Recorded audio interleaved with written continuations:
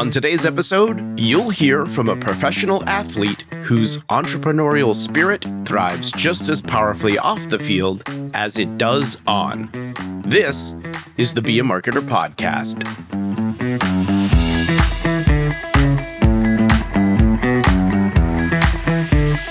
Be a Marketer. My name is Dave Charest, Director of Small Business Success at Constant Contact, and I help small business owners like you make sense of online marketing. And on this podcast, we'll explore what it really takes to market your business, even if marketing's not your thing.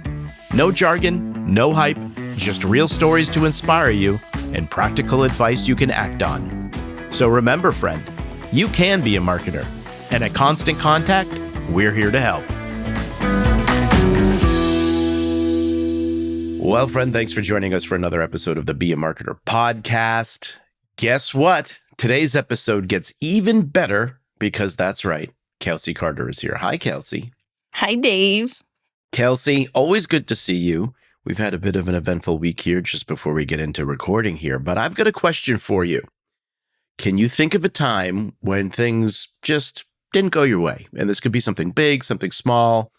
And I want to talk a little bit about this and how maybe looking back, how like kind of bouncing back from that experience really changed how you do some things now. So anything come to mind? I would say immediately, because this is just something that like I was very sad about for a little bit, was I applied to Ohio State University originally. Okay. And that was like my dream school. Like I visited the campus, everything like that. So I kind of did the stupid thing of being like, this is the school, this is for me, without like getting in first. Yeah. Bought like a bunch of clothes, everything like that. Well, it turns out I did not get in. So I had to start looking elsewhere. But all of that, I think, led to me going back to Boston, going back to film production and everything like that. So I'm grateful it happened. And also, I just feel like I would have been very overwhelmed with that campus because it's huge. So I think everything worked out the way that it was supposed to. So what's something that maybe you take from that experience? If things don't go the way that you were originally thinking, that's okay. Better things can come out of that. Just because your original plan wasn't executed, you can come up with a backup plan, come up with an alternative, and that doesn't make it bad. It can lead to something better. So also just don't put your eggs all in one basket either. Don't get your hopes up. Right? Well, I think it's okay to get your hopes up, but also be realistic about those things. And I think even just listening to some of the things that you're saying here are a lot of things that really translate into the business world. And when you think about just being an entrepreneur, you really learn so much because so much is thrown at you. Marketing, of course, being one of those things. And, I think we've seen time and time again, resilience really comes into play here, right? So you have to kind of push through these challenges. You have to learn from the mistakes and you have to adapt to things that are setbacks. And this is really at the heart of that entrepreneurial journey or even just life journey, right? Just hearing what you're going through. And I think it's really no different from our guest today, who has learned, I would say, both through his professional athletic career and his philanthropic and entrepreneurial endeavors. He's learned this as well, right? So, Kelsey, I'm going to go to you. Why don't you tell us a little bit about our guest today? Of course. So today's guest is Austin Ekeler. I'm sure many people know him as the current running back for the Washington Commanders, but he's also an entrepreneur, philanthropist, and a Constant Contact customer. Through the Austin Ekeler Foundation, he renovates weight rooms in the high schools nationwide, and he's also the founder of Eksperience, which is a content management platform for athletes and organizations. Yeah, really fun conversation that we had with Austin here, and Austin's stories really consistently highlight something that is obviously very common again among small business owner. It's really this ability to persevere, pivot, and just really, as we've been talking at the top here, really just grow stronger through every obstacle kind of encountered. And in our conversation today, you're going to hear how Austin's early ranch life and manual labor shaped his disciplined approach to entrepreneurship, the surprising lessons Austin learned from transitioning from professional athlete popularity to really authentic business marketing, and how automated marketing and segmenting his audience allowed Austin to build stronger, personalized connections. So let's go to Austin as he shares a bit about his background and his first true passion. Yeah, a little story background from my perspective growing up. I didn't really have a place in my mind that I was really trying to go to the NFL. It was more so go get into college, use my brain to get an education, and then, get an opportunity in the business world. And I grew up around a lot of oil and gas. And so I saw that as an opportunity to get into the business world. And I actually was looking to get into real estate early on and start building a portfolio in the real estate sector out in Colorado. So originally from Colorado, went to Western Colorado University, wasn't heavily recruited out of college, ended up getting my business degree there. And was actually the first player to come out of Western Colorado to play in the NFL. So going into that, knowing that no one's ever gone to the NFL from the school, it wasn't like that was kind of what I was aspiring to do. It would have been cool, was kind of my thought at the time, but was really heavily focused on my business career, and I actually had a job offer from an oil and gas company, and then actually took the NFL route when that opportunity presented itself. And it's kind of how I've gotten to this point of still doing business, even though I'm still not in the NFL, but still have that background that I was really passionate about first. Yeah. So what started that passion? Is there a particular, was it something that ran in the family, or like what got you going on that path? It's kind of stems back to my background. I'm from Colorado. I grew up on a ranch. So I grew up in the cowboy life. I grew up like riding horses, raising cattle, chickens, goats, like all of it. So I had a lot of responsibility at a young age. And my mom's husband at the time, no longer anyway, ex-husband now, had a fencing company. And so building barbed wire fence for railroad jobs, for highway jobs. So I'm talking 6, 7, up to 25 miles of barbed wire fence. So I had grown up around this guy who had his own company. He was always gone because he was just always on job site. We had a camper. He would live on the site, work. So during the summers, what we were doing, we're building barbed wire fence. During it's not summertime, playing sports. So I grew up around the kind of environment where there's a lot of hard work, a lot of responsibility put on me because I was the oldest back home, taking care of all the animals. I think it helped me kind of build this mind of, okay, kind of use a little to build up. One thing you learn about being on a ranch is you learn to do a lot with a little. Very little resources, not a lot of people around. Like our closest neighbor was like a mile away. So you're kind of in this little place in your cubby hole. And I grew up around business, the fencing business. I'd never want to do manual labor ever again, but I knew that, my roots were in building things. Yeah. Except you're just a professional athlete, so you're putting that tax on your body another way, right? Yes. No, sorry, let me put construction. Okay, there. Construction labor. Yes. Well, tell me a little bit about then. What do you got going on now? You've got the Austin Ekeler Foundation. You've got the Eksperience. Tell me a little bit about those projects.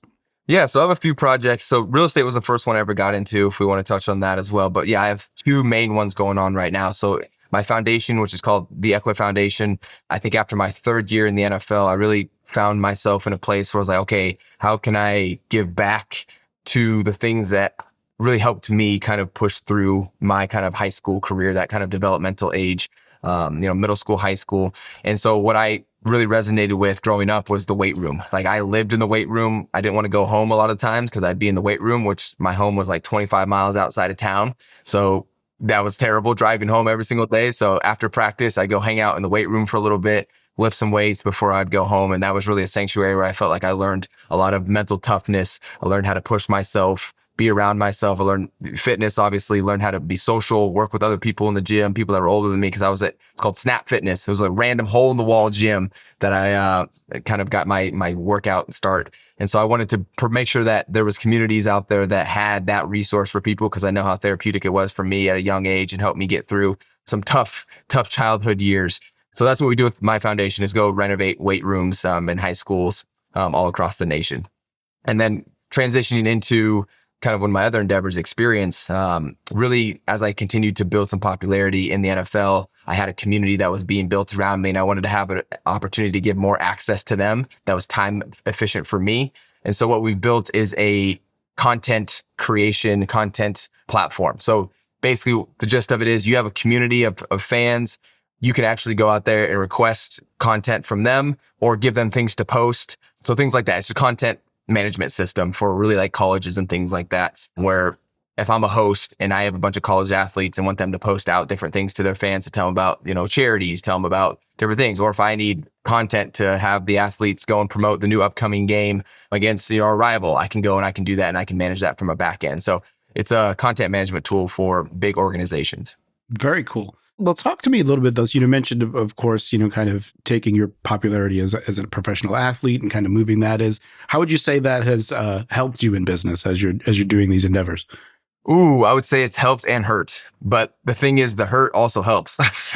Well, talk me through that, because my next question was, how has it hindered you, right? Because I'm sure it has. So yeah, let's go. No, wait, let's take it in order as you gave it to me. Yeah. It helps because it opens the door to opportunities, because people love to be around sports. And typically, if you're doing well in sports, you have some notoriety, you have some resources around you. People either are interested in you because maybe they root for you on their team. Maybe they put bets on you over the years. Maybe they're looking for investment and they see you as someone who has capital. So those are positives. Sure. But also can be negatives. And I've learned that as well. So I would say those are the positives. Yeah. Is that, hey, having the network grants you access to places that maybe you typically wouldn't have been able to get into because people know who you are. And when people know who you are, it's easier to get in contact with people in real estate, people in whatever conference, speaking engagements, things like that. Now, on the other side, the flip side, the hindrance side. So now, because you are well known, you also have this kind of attractiveness that might not necessarily be in the best interest of you, of me, myself. For some people that are like, yes, we want to be associated with Austin because he's kind of in the limelight right now. He's shiny. He's it. And so they come in with their own selfish intention, which is like, hey, I can benefit from this. They might not even intentionally be doing it. But what I've seen through my experience is people will gravitate towards me or to some of my other colleagues, and they think it's awesome and they want to help, but they want to help in the way that they want to help. Sure. Yeah. Not necessarily in the way that that person needs help. You have to if someone needs help, you have to meet them where they're at, because you can only help someone who has the capability to receive your help. So what I see is a lot of times people come to me and be like, oh, this is what you need to do. This is what you need to do. And I don't understand it. And so it actually doesn't help me because we're not speaking the same language, because my capabilities are not where yours are, or my perspective is not coming from your perspective. And it's led me down some paths where, okay, you put some trust into people and it actually backfires, and you spend a lot of money on like consultants or a business partner that seemed to be in good interest, but they were more so excited about the opportunity to be able to work with me, and it just kind of crumbles. Yeah. Well, so interesting things here, I think, so a couple of things. One, we'll talk about this a little bit later, but I mean, there's a marketing lesson in there too, right? Because ultimately it's about speaking the same language as the people that you're trying to reach and influence, right? And being able to have those conversations with them. 100%. But then I guess secondarily, as a business owner, you have to learn how to say no, right? Like, what are the things that you say no to? So do you have any systems in place that allows you to identify those things that may be like, all right, no, this isn't going to be the right opportunity? Unfortunately, I do. And that's from touching the stove and learning the hard way, And so here's another actually thing that I was started to be able to articulate over the past couple of even months, that, when you're in a position like this, where you have some popularity, it's interesting, but also harmful, because you have people that do gravitate towards you. But in my position, I haven't learned all of the bases of entrepreneurship that maybe some people have grinded through to get themselves there. Yeah. Because people see, oh, Austin, you have money, you have popularity, you can sell anything. Well, no, I don't know the basis of selling stuff, because I didn't have to grind through trying to find product market fit. Right. I didn't have to grind through going through and making sure I have the right partners. Which vehicles do we use? Because I can just do a post on Instagram and people will look at it because they follow me and they're interested in the things that I'm interested in. And so that is actually detrimental, especially to people in my position, young entrepreneurs that are also in the athlete world, because you kind of miss some of these steps and have to learn them along the way. And so some of the valuable lessons transitioning to, some of the lessons that I've had in the marketing is that I haven't had a solid understanding of marketing. And so what I have learned is, yes, I can market for popularity of like, hey, I can get people to look at one thing once or twice just by posting it. That's great. But that's not marketing. Marketing, it's a way to market, but it's not consistent. And what makes marketing successful? Consistency, right? And so people are going to get burnt out because I'm posting something. They don't actually like it. They're just seeing it because I post it, and then they start to tune it out after a while. So that's one of the lessons that I've learned in marketing is, okay, how do you grow something authentically? Yes, you can use I can use my kind of popularity, but I need to segment these people into a specific area so that I'm only showing the people that are truly interested in the actual product. I can't keep blasting it out to everyone, because then people don't care. And then my ratings go down and then my interaction goes down. So being able to actually find product market fit and actually find, right, and identify a profile customer that you can actually market to within my ecosystem is something that I've learned over the past couple years. Yeah. You're getting it quicker than a lot of other people do because you have that instant feedback and you can start to figure that stuff out. Well, it sounds quicker, but that was the course of, 5 years that I learned all that. So quick. Well, I mean, just in terms of, again, having the audience, right, to be able to put things out and see like, oh, wait, nobody's obviously figuring that out all along the way. But as you've been doing this, what have you found that you love most about running your own business? Wow. Okay. I think this comes back to who I am as an individual. I am a creator. I am a builder. That is engraved in my body, in my soul. That's what I want to do nonstop. Like I mentioned, I have some real estate. I have a fund that I have. We actually closed it, so you can consider it more of a syndication now at this point.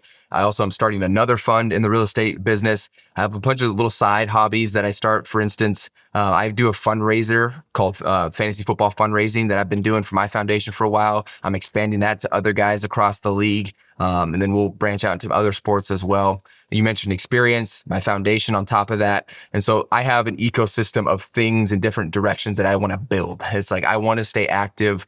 I was talking to one of my friends and they're on the private equity side. They're like, man, like I don't ever want to be boots on the ground grinding. Yeah. And it's like, I don't want to be laid back looking at deals. I want to be in there. I want to be talking to people. I want to be on sales calls.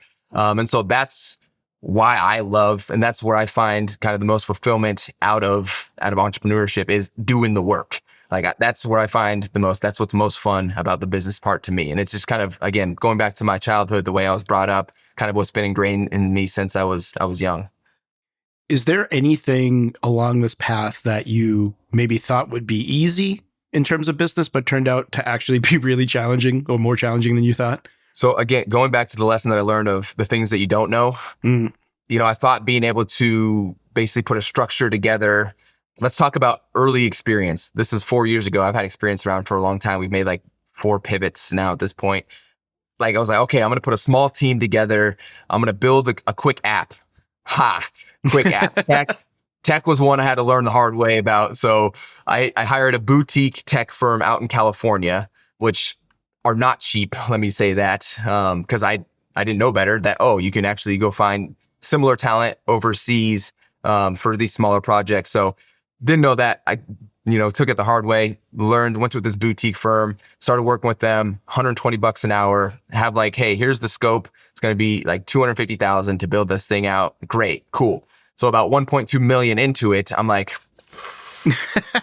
it's starting to hurt a little, yeah. What's going on? So what I learned is that they didn't have my best interest. They were paid by the hour, not by the project success. And so I learned about scope creep. I learned about different organizational back end, front end things that you need to have to set up so that you don't have to redo a lot of stuff. And then I learned about minimum viable product and really making sure you stick to that. So just some lessons like that you go through. But I went through that, and that's another thing about being in my position where you have a lot of capital and you don't know all the lessons that you would have learned along the way, starting from the bottom as far as no capital. They're expensive at this point because you kind of tend to skip steps and go right to a place where, yes, if you're advanced, you could use these tools and be efficient with them. But my efficiency has been getting better, but it still has a long way to go. Well, I'm curious, what have you taken from your professional life as an athlete? Like, what have you been able to take from just that experience and bring into the business side of things?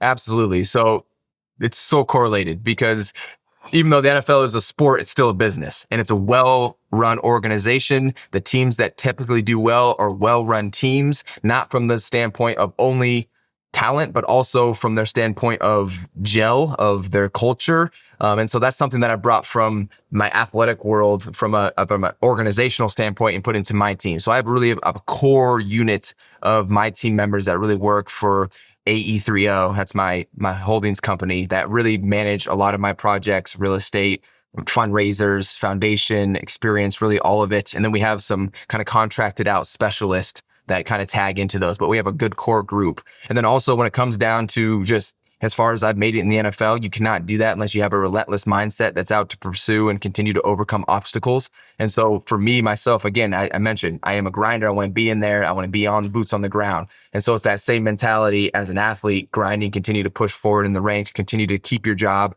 continue to overcome, hit new milestones, get new contracts, use that same mentality, still looking for that same type of success in the entrepreneur world, but it's the same kind of repetition, so to speak. You just continue to build, continue to plan, continue to work out, continue to learn, continue to push, and continue to, expand your operational success, hopefully.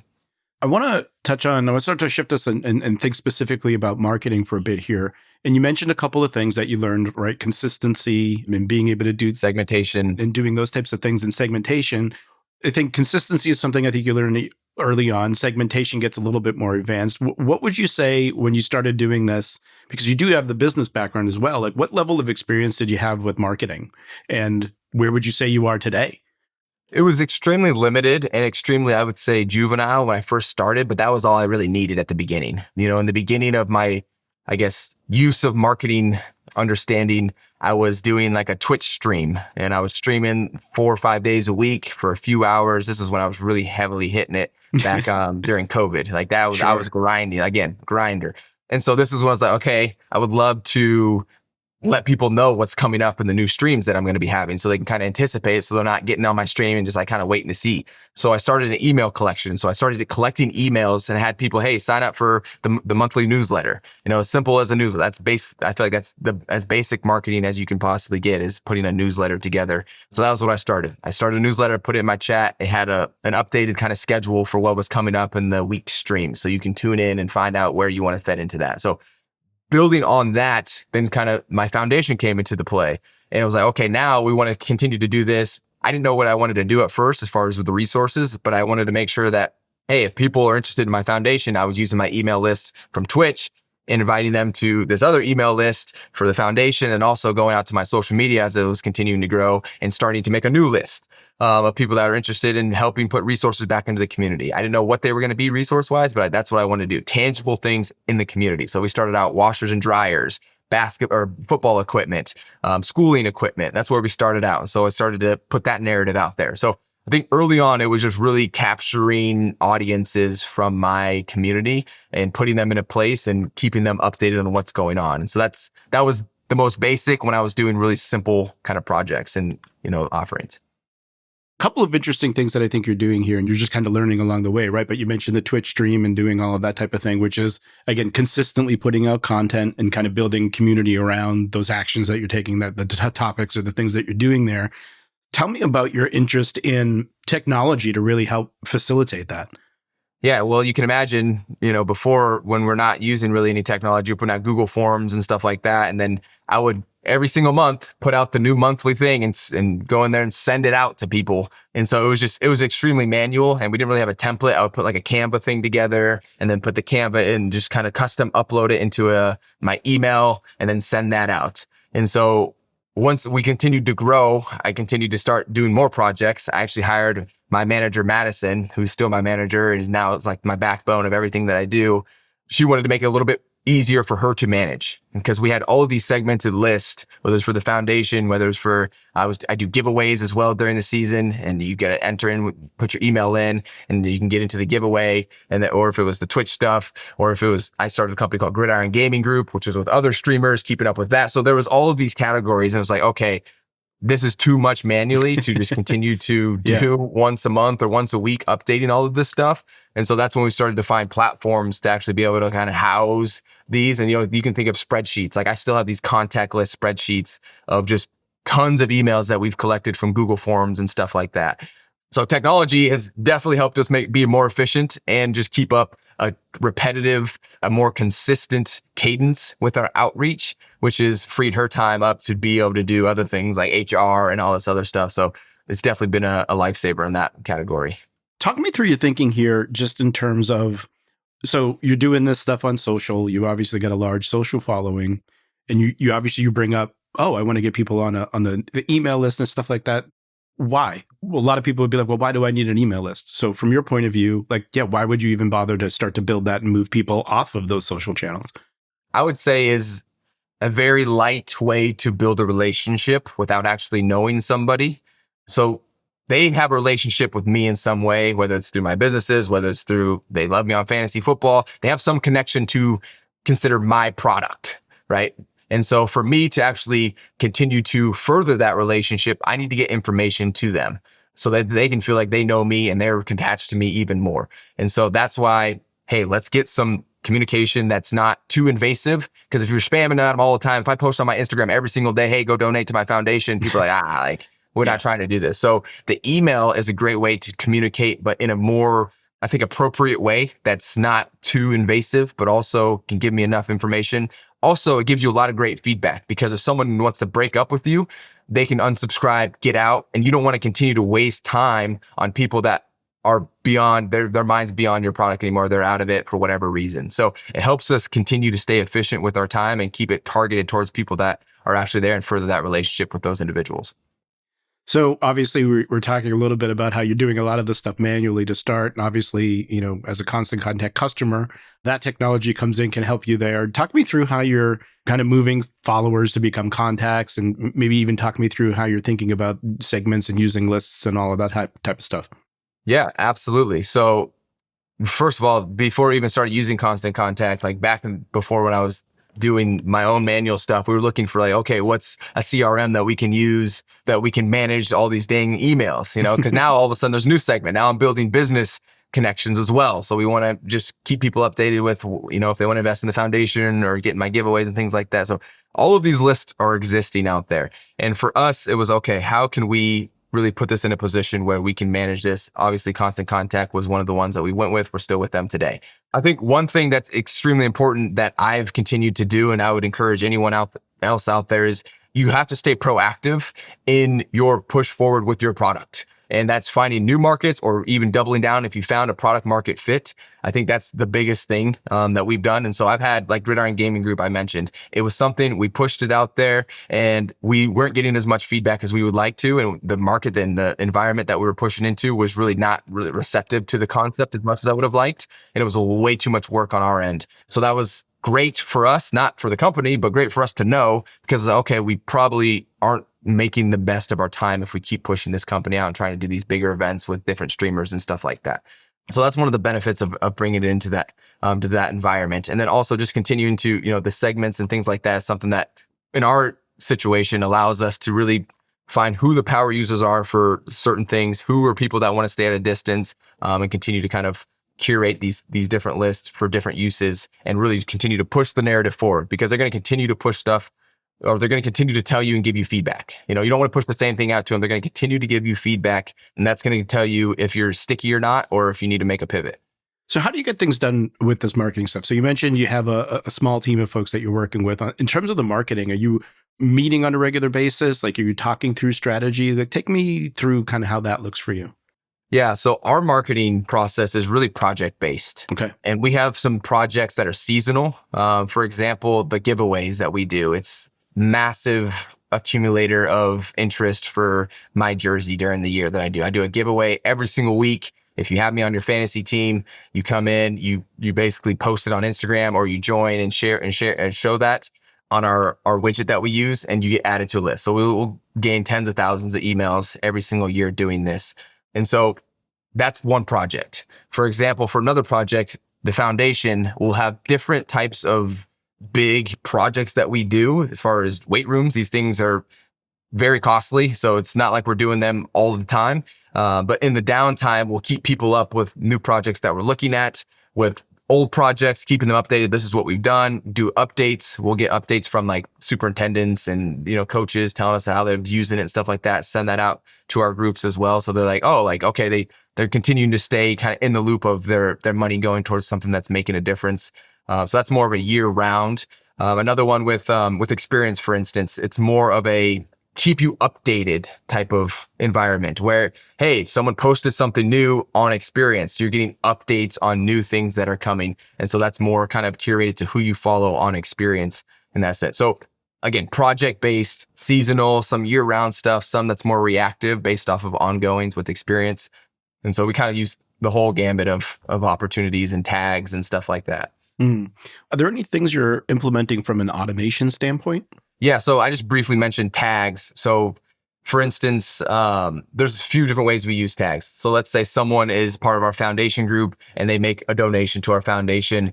There's an automatic tag that is going to send them a thank you letter. So they get that instant feedback that's kind of like a, yep, you've been received, you've been noticed. We appreciate your offerings. Also with Eksperience, there's a bunch of different tags that we have on there. So if you've been on the app for like 30 days, we'll send you one of kind of just making sure you've hit all the different aspects that we want you to hit, the different features and stuff. Have you tried this yet?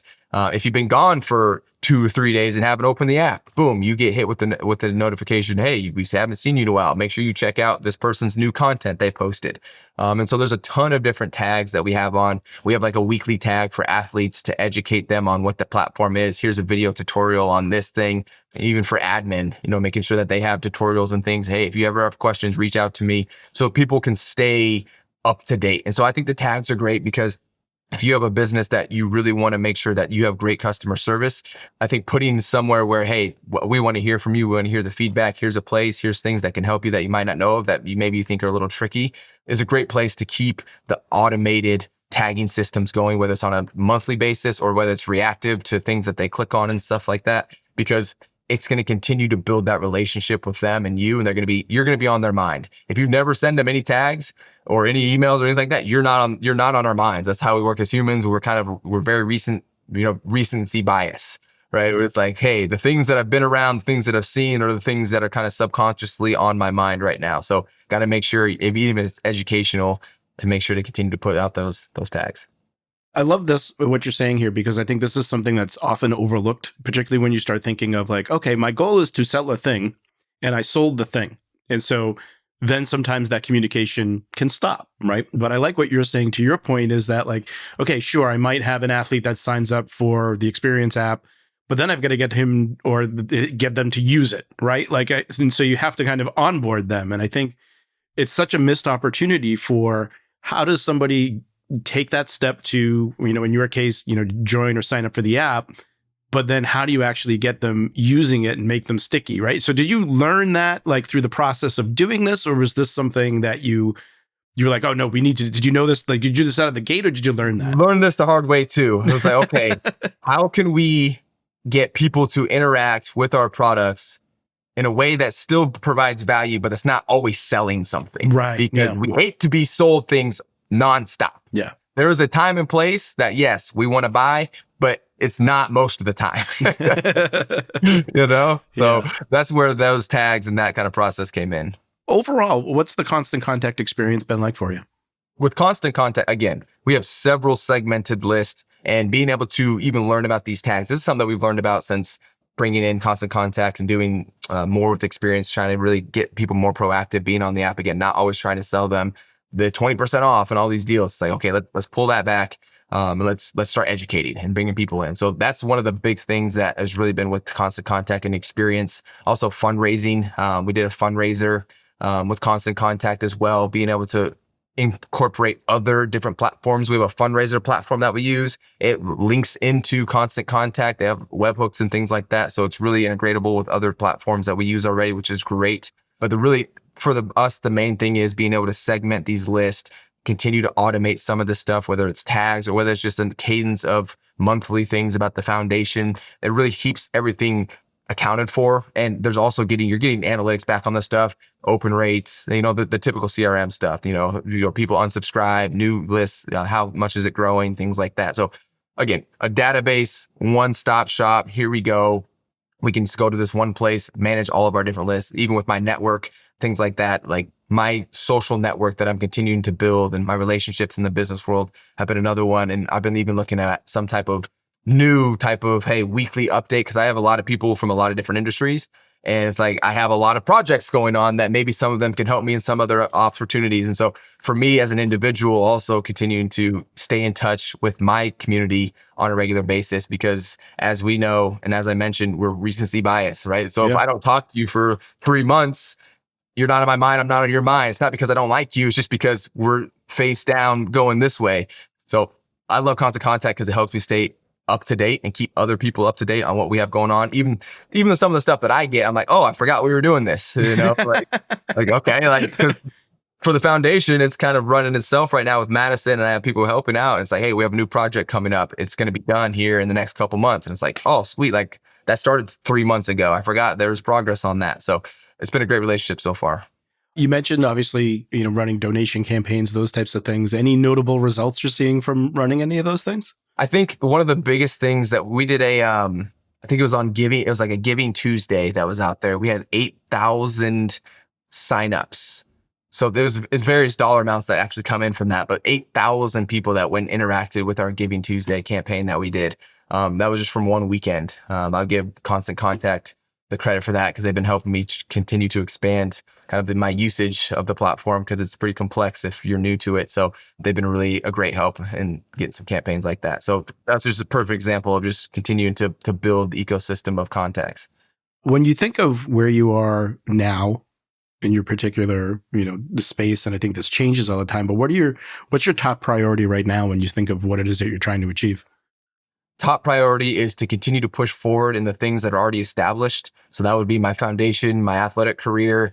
If I bring it outside too, I'm also recently married about 8 months ago. So continuing to push ourselves in our marriage. But then also there's the entrepreneur side that always wants to build more out of me. So I'm always looking for new ideas and trying new little case studies here and there. And so that's really what fills my cup and keeps me fulfilled, because in a time where, hey, done really well with football and things like that, it's like, okay, that's great, but I was still originally driven by my business motivation. And so that's where I really kind of find my peace at. And there's some things that can continue to, I guess, cross over into the football world, like just a dedicated drive to build, because you can build mindset, you can build camaraderie, you can build your body up, you can build your knowledge of the game. Like those concepts kind of cross over for me. So again, it comes back to the concept of continue to build myself to be the best version I am for the things I have going on and look for new places to also do that.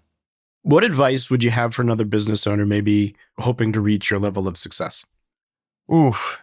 It's important to know that the journey doesn't stop, and it's not an unsuccessful journey if your business is not successful. I think it's only an unsuccessful journey in the business world, entrepreneur world, if you don't take the lessons that are learned from your wins and from your losses. And so I would encourage you, regardless if you're starting big, starting small, if you're starting big, then I hope you've learned some lessons to start big, but I would say start small, because small will teach you the lessons that you can look to scale into the bigger ones. And when you typically start small, you're typically going to be, if you're starting new, you're going to be inefficient with your time, with your resources. So if you start at a small pace, it's much easier to comprehend the losses and the damages that are going to happen, because it's just inevitable. You're going to run into things. You might even have a successful company as far as being able to sell your product, but you're going to have inefficiencies. Your marketing is not going to be good enough, or your product's going to suck, or you have supply chain issues, or you have a legal thing that's holding you up. There's going to be something that comes along, and those lessons are amazing. They're extremely painful. And, I've blown a lot of money and wasted a lot of time because I didn't know, but that's part of the journey. It's part of the reason I love it. Like even those people that I despise, like there's one group that if you ever bring them up around me, I'm like, oh my God, please never talk about them. But I also in the same conversation say thank you to them, because now I know I will never do that again. So there's going to be pain, but I think it's the journey of continuing to build and push forward and see the progress that you made that's worth it. So I would say stay encouraged, but just know it's a painful journey that is so pleasurable to continue to look and build through. Well, friend, let's recap some items from that discussion. Number 1, embrace the value of learning from mistakes. Austin's story about investing in a tech project that, didn't go as planned is a reminder that even costly setbacks come with lessons. As a small business owner, you're going to make mistakes, whether it's a new product, hiring, or a marketing campaign that flops. The key is to treat every failure as a learning opportunity. After each setback, ask yourself, what can I do differently next time? Use those insights to refine your strategy so you're always moving forward with more knowledge than you had before. Number 2, understand your audience deeply. Early on, Austin tried to reach everyone in his community with the same message and realized, engagement dropped. It wasn't until he began segmenting his audience that his communications became more relevant and effective. For your business, take the time to identify different groups within your audience. Longtime customers, first-time buyers, event attendees, whatever else makes sense. Then, tailor your emails, offers, or content to what matters most to each group. The more specific and relevant your message, the more likely people are to pay attention and take action. Number 3, prioritize automation. Austin streamlined his outreach and relationship building by using automated tagging and email sequences within Constant Contact. Automation isn't just about saving time, it's about staying top of mind with your customers. Set up a simple automated welcome email for new subscribers, or schedule follow-ups for recent buyers, or create tags that trigger special offers based on customer interests. Automation helps you nurture these relationships at scale, ensuring no one slips through the cracks and your business keeps growing, even when you're busy with everything else. So here's your action item for today. Set up an automated onboarding series. Use automation within your Constant Contact account to immediately engage new users, customers, or donors. The onboarding series allows you to enhance their initial experience with personalized and timely communication, helping them see even more value in what you offer. As always, friend, you'll find resources in the show notes. I hope you enjoyed this episode of the Be a Marketer podcast. Please take a moment to leave us a review. Just go to ratethispodcast.com/BAM. Your honest feedback will help other small business marketers like yourself find the show. That's ratethispodcast.com/BAM. Well, friend, I hope you enjoy the rest of your day and continued success to you and your business.